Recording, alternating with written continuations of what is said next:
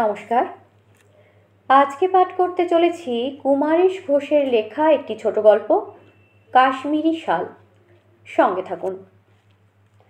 গত বছরে গরমের সময় হঠাৎ হারুদা এসে বললে, এই কাশ্মীরে যাবি বেড়াতে?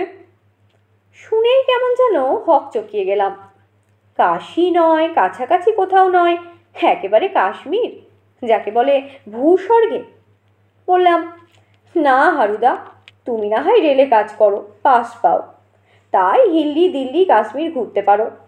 আমার পক্ষে ট্যাকের কড়কড়ে টাকা বার করে বড়জোর আজমির পর্যন্ত তবু যা হোক করে যাওয়া যেতে পারে। তাই বলে কাশ্মীর, মাথায় থাক আমার কাশ্মীর, যেমন ভারতের ম্যাপের মাথায় আছে। কিন্তু হারুদা দমল না, বললে, আরে এখন তো হিল স্টেশনের টিকিট পাওয়া যাচ্ছে কম টাকায়, চল চল। মানে ব্যাপারটা কি জানিস, একলা কোথাও যেতে ভালো লাগে না, বিশেষত ঘুরতে যেতে। বলেই বললে, আচ্ছা ঠিক আছে, তুই ভাড়াটা দে শুধু, ওখানকার খাওয়া থাকার খরচা আমার। কিন্তু আমি আমতা আমতা করতে লাগলাম, সে কীরকম হবে হারুদা, তোমার ঘাড়ের ওপর। বেশ, হারুদা সঙ্গে সঙ্গে সেই সমস্যাও সমাধান করে দিল। তোর খাওয়ার খরচ না হয় তুই করিস, থাকবার খরচাটা কিন্তু আমার।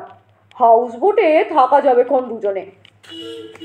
এরপর আর আপত্তি করা চলে না, আর আপত্তি করাটাও বোকামি। এক্ষেত্রে যা করা দরকার তা হচ্ছে টাকার জোগাড় করে ফেলা। আর জানি তো হারুদার এমন দিলদরিয়া মেজাজ হওয়ার কারণটা কি। মানে হারুদার বেশ 2 পয়সা উপরির ব্যবস্থা, যাকে সেটা চেপে যাওয়াই ভালো। অতএব হারুদার কৃপায় এবং চেষ্টায় কাশ্মীরটা দিব্যি ঘুরে বেড়ানো গেল। কদিন হাউস বোটে কাটানো গেল আরামসে। ডাল লেকে ঘোরা গেল শিকারাই চড়ে। মোগল গার্ডেনগুলোও দেখা হলো। যাওয়া হলো গুলমার্গে, খিলামমার্গে। এবং ফেরবার আগের দিন কিছু কাঠের কাজ করা শৌখিন জিনিসপত্রও কিনে ফেললাম দুজনে। অবশ্য হারুদা বেশি, আমি কম। কিন্তু হঠাৎ একটা বাড়তি জিনিস কেনা হয়ে গেল। ঠিক বাড়তি নয়, জিনিসটা দরকারি, একখানা শাল। দোকানে শালটা দেখে আমার খুবই পছন্দ হলো, অথচ দামটা মনে হলো বেশ কমই। হারুদা জিজ্ঞেস করলো, কিরে নিবি? আমি ভারী গলায় বললাম, না থাকবে, টাকা কম পড়ে যাবে। সঙ্গে সঙ্গে হারুদার উত্তর, আমি দেবো খন টাকা, তুই কলকাতায় গিয়ে দিয়ে দিস যেন। নিয়ে নে শালখানা, ভালোই, দামও অনেক কম। হাতের কাছে এমন টাকা জোগানদার থাকলে লোক সামলানো বড় দায়। অতএব মুখে দুশ্চিন্তার ভাব দেখিয়ে এবং মনে মনে আনন্দে ডগমগ হয়ে কিনে ফেললাম শালখানা। কিন্তু ওই শালের জন্যই যে আমাকে পরে বেসামাল হতে হবে তা ভাবিনি মোটেই। এবং সেখানেও ওই হারুদাই আমাকে বাঁচিয়েছিল। ব্যাপারটা হলো, কলকাতায় এসেই কেবলই মনে হতে লাগলো কবে শীত পড়বে, কবে শীত পড়বে। আর পড়লেও ভালো করে পড়বে তো। কলকাতার যা শীত, হয়তো শাল জড়াবার সুযোগই পাবো না। শেষ পর্যন্ত গায়ে শাল জড়াবার জন্য না আবার টিকিট কেটে কাছাকাছি দার্জিলিং ছুটতে হয়। না, তা অবশ্য হলো না। কলকাতায় যথারীতি গরমের পর বর্ষা এলো, বর্ষার পর এলো শরৎ আর হেমন্ত গলাগলি করে, এবং শেষ পর্যন্ত শীতও এলো। এই শীত না এলে কতজনের কাছে যে ভালো, আর আমি বসে আছি শীতের পথ চেয়ে। একেই বুঝি বলে কারোর পৌষ মাস, কারোর সর্বনাশ। পৌষ নয়, অঘ্রাণ মাসেই আমার সুযোগ এসে গেল গায়ে শাল জড়াবার। ভগবান হয়তো আমার মুখ চেয়েই অঘ্রাণের শেষেই বেশ কাঁপানো শীতই নামালেন কলকাতায়। আর আমাদের এক বন্ধু অনিল ভৌমিকের বিয়েও ঠিক হয়ে গেল ওই সময়টাতেই। বন্ধুর শুভ বিবাহের শুভ দিন আমার পক্ষেও শুভ দিন হয়েই দেখা দিল। বন্ধুর বিয়েতে বরযাত্রী গেলাম আমি, হারুদা, প্রফুল্ল অর্থাৎ প্রফুল্ল দাশগুপ্ত, নিহার পাকরাশি, সন্তোষ রায়, অনিল চক্রবর্তী, কেশব মুখুজ্জে এবং আরও অনেকেই। আমি শালটাকে বেশ কায়দা করে গায়ে জড়িয়ে নেমন্তন্নে গেলাম, কিন্তু ওই শালই যে আমার কাল হবে তা কি করে জানব? সন্তোষ রায় একগাল হেসে বললে, কি বাবা, খুব যে সাজিয়েছ।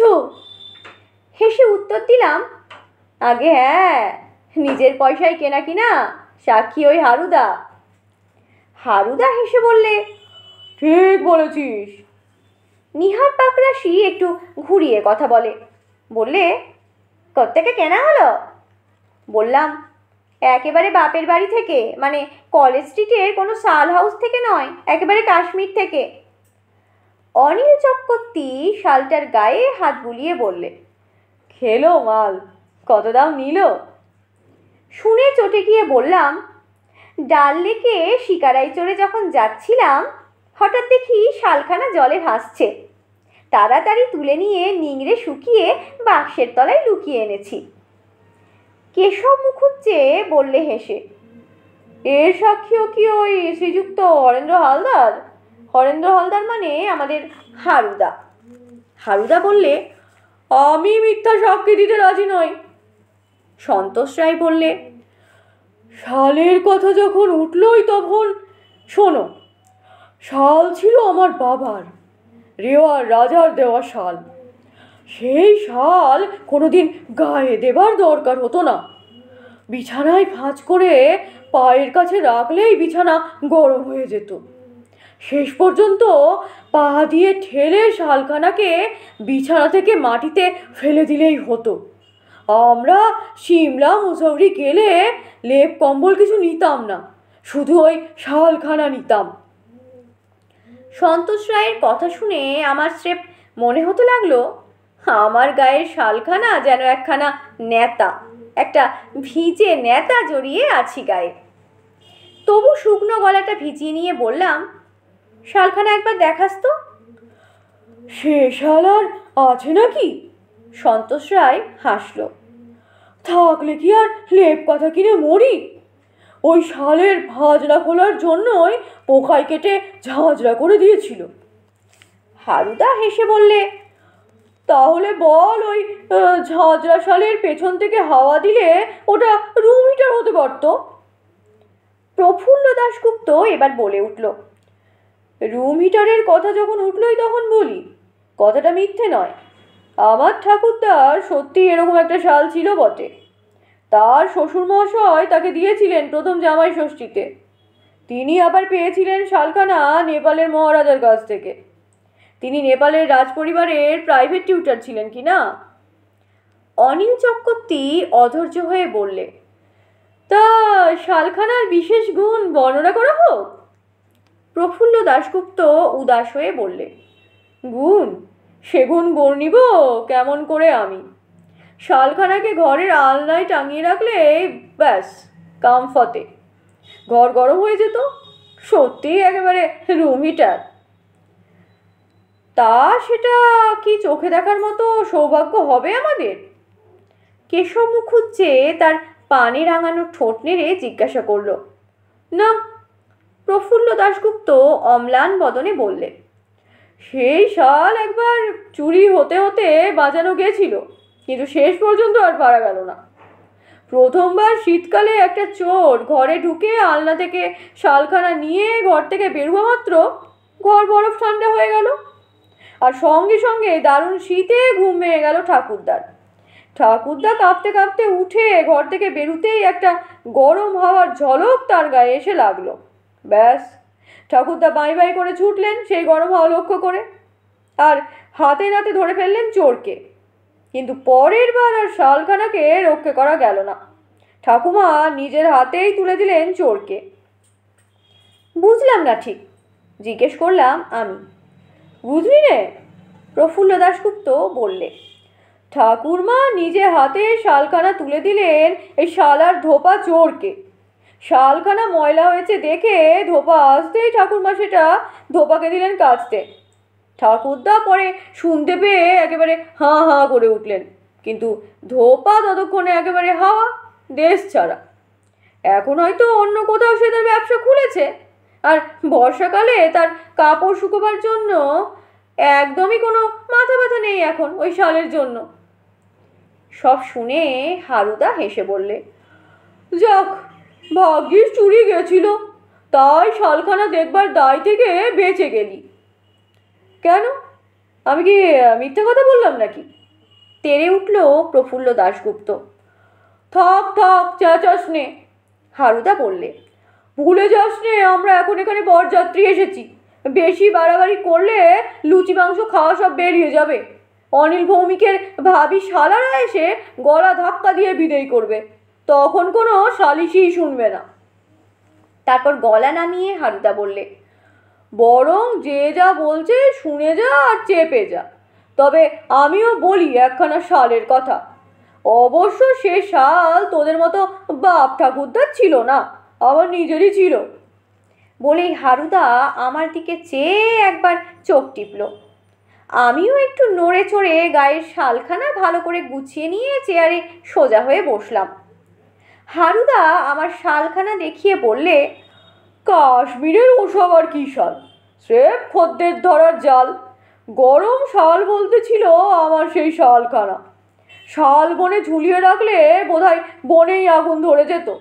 হ্যাঁ, শালখানা আমায় দিয়েছিল তিব্বতের লামা। সেখানে গেছিলাম রেলেরই কাজে, ক্যালকাটা টু লাসা মনোরেল হতে পারে কি না তাই সার্ভে করতে। গিয়ে তিব্বতের প্রাকৃতিক শোভা দেখে সার্ভে রিপোর্ট লিখতে গিয়ে লিখতে লাগলাম খাতার পর খাতা কবিতা। জানিসই তো, বাঙালির ছেলে গোপ গজাবার সঙ্গে সঙ্গেই কবিতা লেখে, আর আমার তো ওই বাতিক ছিলই।